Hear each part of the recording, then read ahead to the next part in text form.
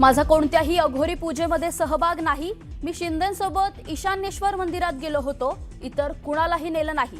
बदनामी करण्याचं षडयंत्र सुरू, दीपक केसरकरांचं स्पष्टीकरण।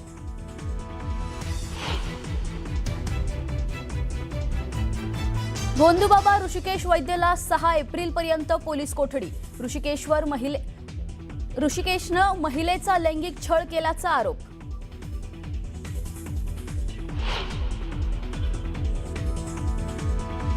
मोदींमुळे पेट्रोल डिझेलमध्ये कमतरता येणार नाही, राज्यात गॅसचा तुटवडा नाही। मुख्यमंत्र्यांची माहिती, तर लॉकडाऊन होणार नसल्याचंही केलं स्पष्ट।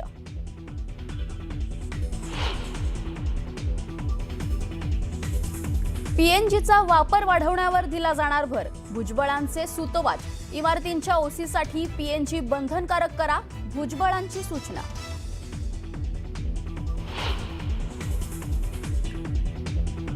जालन्यात पेट्रोल पंप चालकासह कर्मचाऱ्यांना बेदम मारहाण। जास्तीचं डिझेल न दिल्यामुळे मारहाण झाल्याचा प्रकार। मारहाणीची घटना सीसीटीव्ही कॅमेऱ्यात कैद।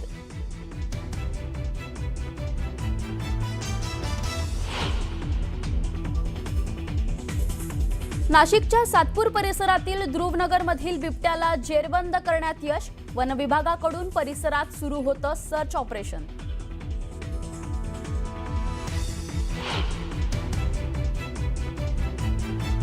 उजव्या हाताऐवजी डाव्या हाताचं बोट काढलं। 6 वर्षाच्या मुलाचा ऑपरेशनमध्ये हलगर्जीपणा। पंढरपूरच्या उपजिल्हा रुग्णालयातील धक्कादायक प्रकार।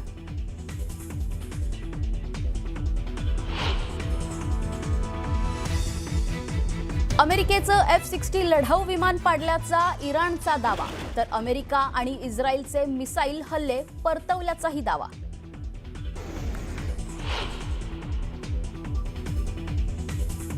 लेबनॉनमध्ये पत्रकारांच्या कारवर इस्रायलचा हल्ला। 3 पत्रकारांसह 4 जणांचा मृत्यू। हिजबुल्लाहला माहिती पुरवत असल्याचा इस्रायलचा आरोप।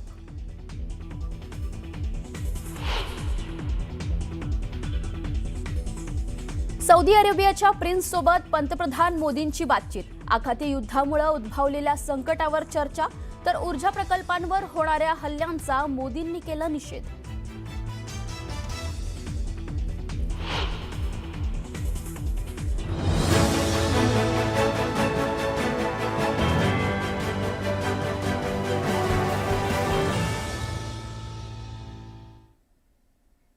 नमस्कार, सुप्रभात। मी आरती। आपण पाहताय न्यूज 18 मराठी, आवाज महाराष्ट्राचा। सकाळचे 7 वाजता आहेत। पहिल्या बातमीपत्रात आपल्या सगळ्यांचं स्वागत। बातमीपत्राच्या सुरुवातीला एक सविस्तर आणि महत्त्वाची बातमी आपण पाहतोय।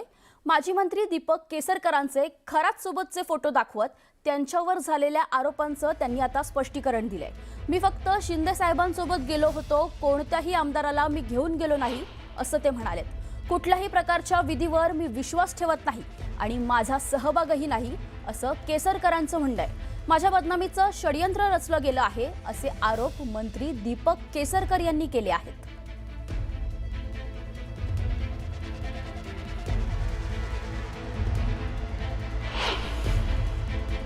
मी फक्त शिंदे साहेबांच्या बरोबर त्या मंदिरामध्ये गेलो होतो, याच्या व्यतिरिक्त एकाही आमदारांना मी मंदिरात नेलेलं नाही। आणि जे फोटो प्रसिद्ध झाले त्यातला एकही फोटो माझ्या ऑफिसमधला नाही आहे। त्या ठिकाणी सिन्नर येथं जे कोऑपरेटिव्ह सोसायटी आहे त्यांचा सुवर्ण महोत्सव होता, त्या निमित्ताने प्रमुख पाहुणे म्हणून मला बोलवलेलं होतं आणि त्याच ह्याच्यासाठी खरातसुद्धा उपस्थित त्या ठिकाणी होते आणि त्याच्यामुळे आमचा एकत्र फोटो त्या प्रचारात आहे। त्याचा आणि आमच्या डिपार्टमेंटचा किंवा मी घेत असलेल्या मीटिंगचा काहीही संबंध नाही। हे बघा, त्यांनी सुद्धा पूर्वी त्या मंदिराबद्दल ऐकलेलं होतं। शिर्डीला कार्यक्रम होता आणि शिर्डीपासून अवघ्या 10 किलोमीटरवर हे मंदिर आहे आणि त्याच्यामुळे मी आणि ते सपत्नीक आलेले होते आणि त्यांनी तिथं पूजा केलेली आहे। ती सुद्धा शिवशंकराची पूजा केलेली आहे। दुसरा कुठलाही विधी त्यांनी त्या मंदिरामध्ये केलेला नाही। आता गेल्या काही दिवसांपासून ज्याचे नवनवे कारनामे समोर येत आहेत, त्या अशोक खरात संदर्भातली पुढची बातमी। अशोक खरात याच्या विरोधात शुक्रवारी रात्री लैंगिक अत्याचाराचा गुन्हा नोंदवण्यात आलाय। या प्रकरणात पती आणि पत्नी दोघंही संसारात विघ्न येत असल्यानं अशोक खरात यांच्याकडे गेले होते। 2013 साली या दोघांचं लग्न झालं होतं। मात्र या दोघांमध्ये वाद असल्यानं ते एकत्र राहत नव्हते. संसार सुरळीत करण्यासाठी हे दोघंही अशोक खरात याच्याकडे गेले होते. 2022 साली हे दोघं पहिल्यांदाच अशोक खरात याच्याकडे गेले होते. त्यानंतर 2024 मध्ये पुन्हा एकदा ते अशोक खरात यांच्याकडे गेले. त्यावेळी अशोक खरात यानं पतीला केबिनच्या बाहेर जाण्यास सांगितलं. त्यानंतर पत्नीला तांब्याच्या भांड्यातून पाणी द्यायला देऊन तिच्यावर लैंगिक अत्याचार केले. माझ्याकडे दैवी शक्ती आहे, मी तुझ्या मुलांना मारून टाकेन, उद्ध्वस्त करेन अशी धमकीही अशोक खरातनं त्या महिलेला दिल्याचं तक्रारीत सांगितलं आहे.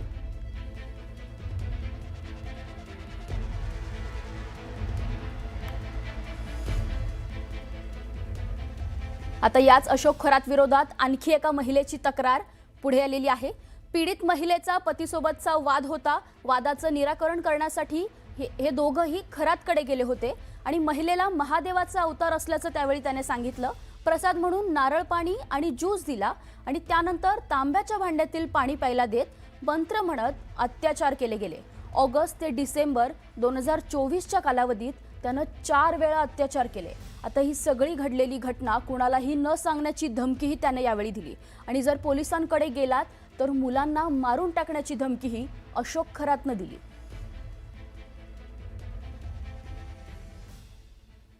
पुढे वळूयात. अंधश्रद्धा आणि फसवणुकीच्या प्रकरणामुळे खरातच्या अडचणी वाढ झाली आहेत. त्याने राजेंद्र भागवत नावाच्या व्यावसायिकाची लाखोंची फसवणूक केल्याची माहिती समोर आली आहे. व्यवसाय वृद्धीच्या नावाखाली खडे रत्न देण्याचा बहाणा खरातनं यावेळी केला. त्यानं तक्रारदाराची 20 ग्रॅम सोन्याची अंगठी स्वतःकडे ठेवून बनावट अंगठी दिल्याचा आरोप भागवत यांनी केलाय. पितळी अंगठी पुष्कराज आणि हिऱ्याचे रत्न असल्याचं सांगून फसवणूक केली. खरात यानं भागवत यांची तब्बल 2,62,000ची आर्थिक फसवणूक केल्याची तक्रार दिली आहे. राजेंद्र भागवतकडील 2 सोन्याच्या अंगठ्या घेतल्या, मात्र रत्नजळीत नावाखाली बनावट अंगठी दिली. या प्रकरणी पोलिसांकडून आता पुढील तपास सुरू आहे.